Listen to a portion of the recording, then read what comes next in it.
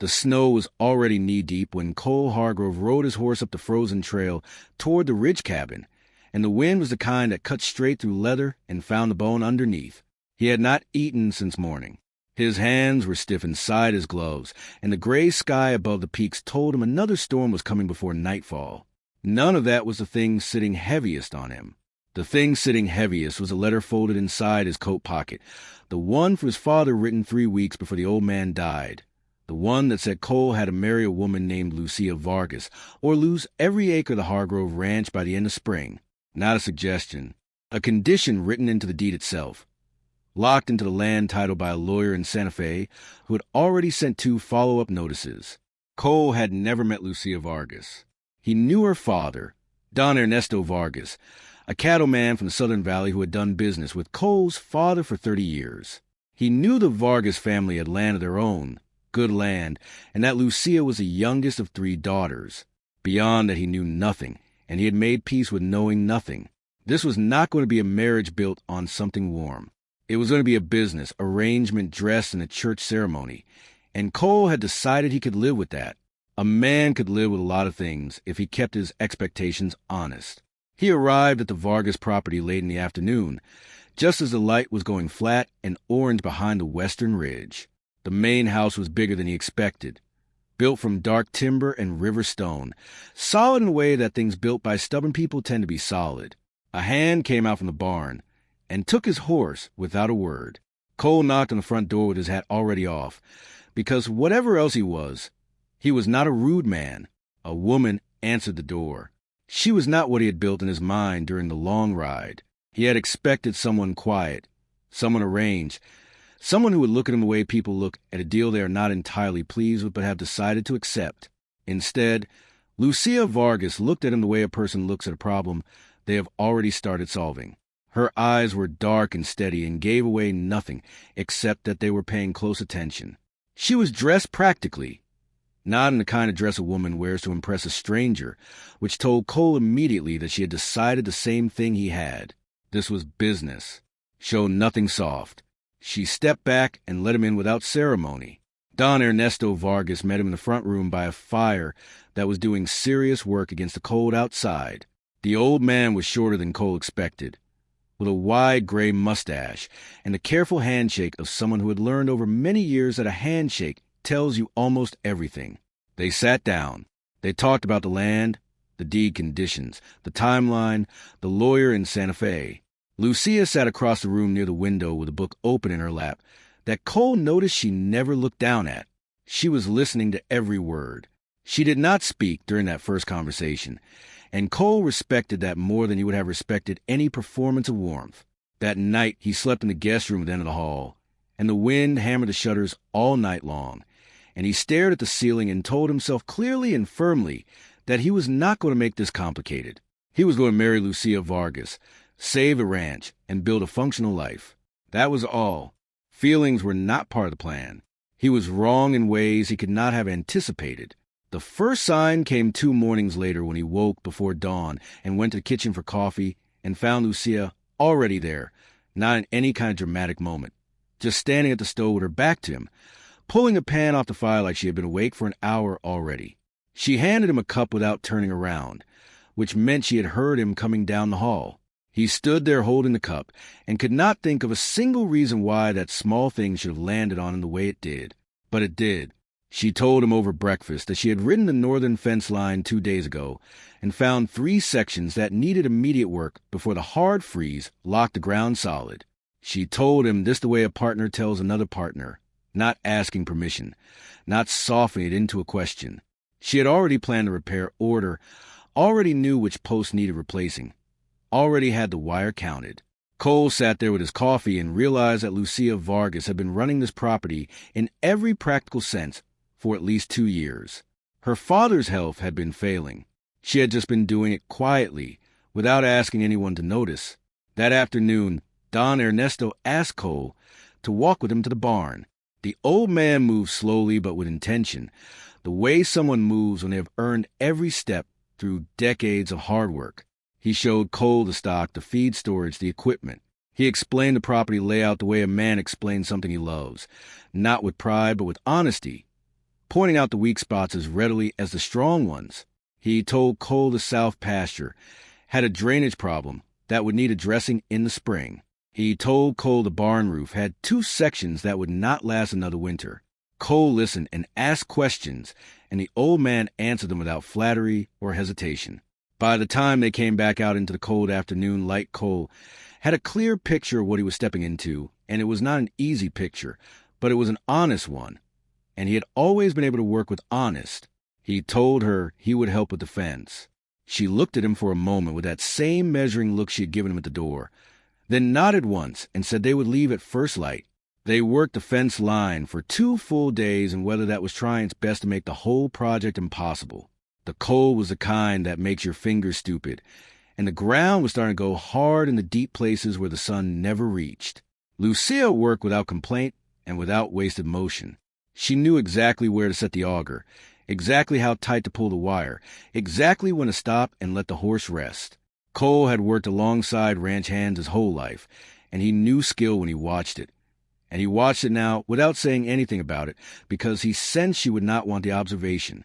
On the first evening of the fence work, they stopped at a flat rock near a frozen creek to eat the cold food Lucia had packed and rest the horses. They sat a few feet apart eating without ceremony, and the silence between them was not uncomfortable, which surprised Cole. He was used to silence that demanded filling. This one did not. Lucia ate steadily and watched the tree line above them, and said at one point that there were elk moving through the upper timber and that they tended to push the cattle toward the lower pastures when the snow got deep. She said it as information, not conversation, and Cole filed it the same way. Useful, practical. Another piece of a large and complicated picture. He ate the rest of his food, and they rode back to work, and the afternoon light faded over the peaks. On the second afternoon, a section of the hillside gave way without warning. The snow above Shallow Cut had been holding more weight than it looked like, and when it let go it came fast and low and took Lucia's horse sideways into a ravine before either of them had time to react. The horse screamed and went down into the cut, and Lucia went with it, still in the saddle for a terrible half-second before she cleared the stirrup and hit the slope on her side and rolled. Cole was off his horse and down into that ravine before he had made any decision about it. His body just went. He found Lucia on her back in the snow at the bottom of the cut, the horse already getting its legs back under itself 6 feet away. He dropped to his knees beside her, and for one long second she lay completely still, and his chest did something he was not expecting his chest to do. Then she opened her eyes and looked at him and said, in a voice that was mostly steady, that she thought her shoulder had taken a hit. He got her out of the ravine. He got the horse out of the ravine. He got them both back to the main house in the dark with the storm coming in behind them hard and fast. He did all of this without stopping to think about any of it. And it was only later, sitting in the kitchen while her sister Carmela wrapped Lucia's shoulder, that Cole understood something had shifted in him on that hillside, and he was not going to be able to shift it back. Carmela was a sharper version of Lucia, quicker to speak, quicker to show what she felt. She looked at Cole over her sister's head while she worked and said nothing, but the look said everything. Cole looked back at her without flinching, and she gave a small nod that was not approval, exactly, but was close to it.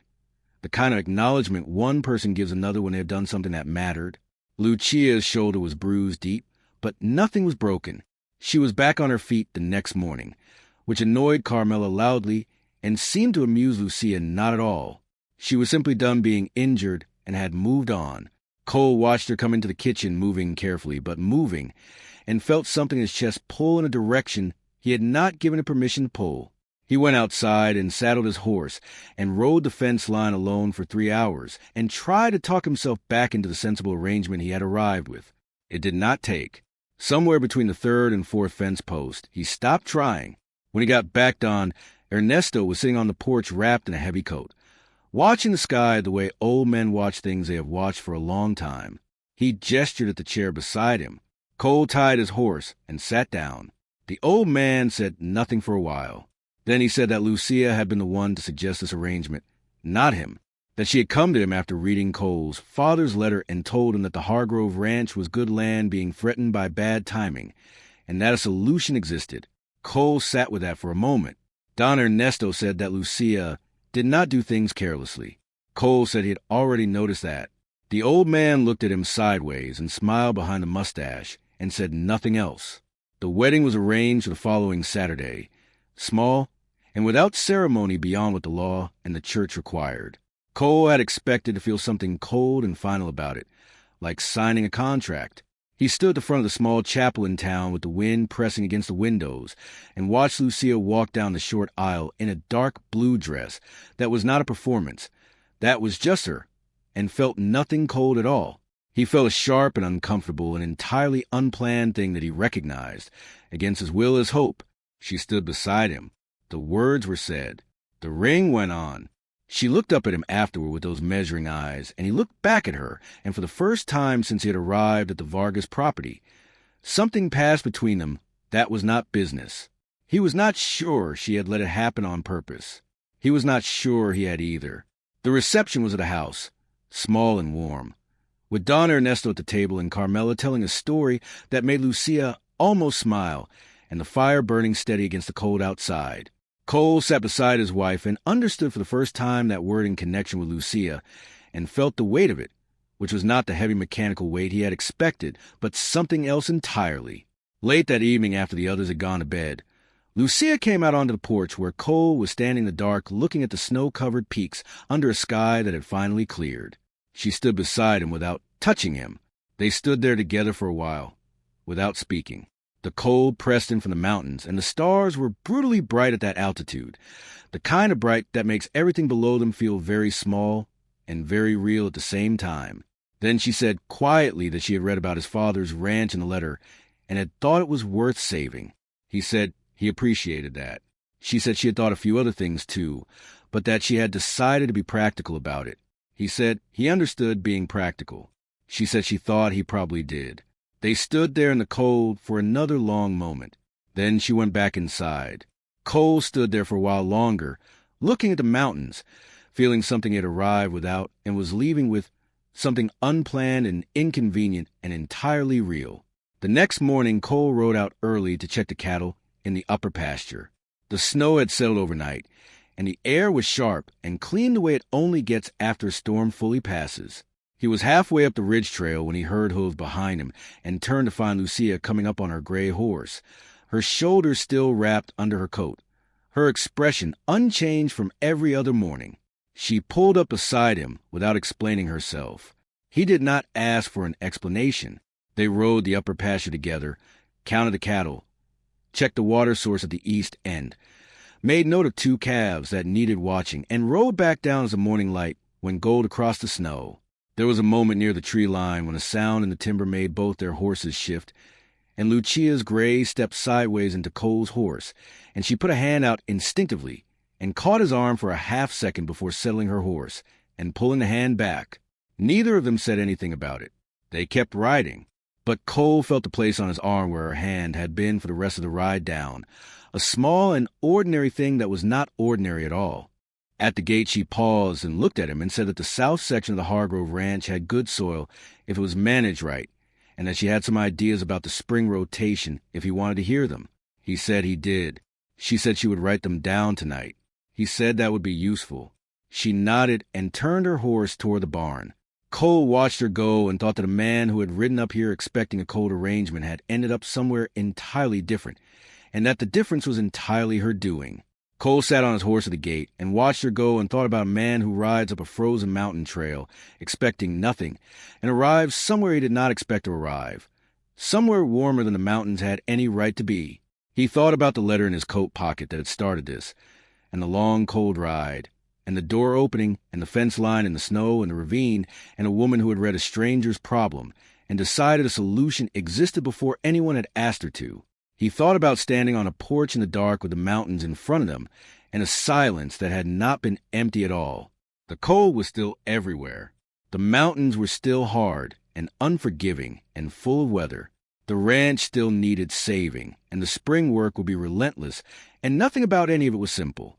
But Cole Hargrove rode back toward the barn that morning with something settled in him that had not been settled before, something that had nothing to do with land deeds or lawyers in Santa Fe, and everything to do with a woman in a dark blue dress who did things without carelessness and made room on a porch for a silence that meant something. Whatever came next, it was going to be built on ground that was real, ground chosen by both of them, which made it worth everything. And real. He had decided with everything in him, and without any doubt, was more than enough.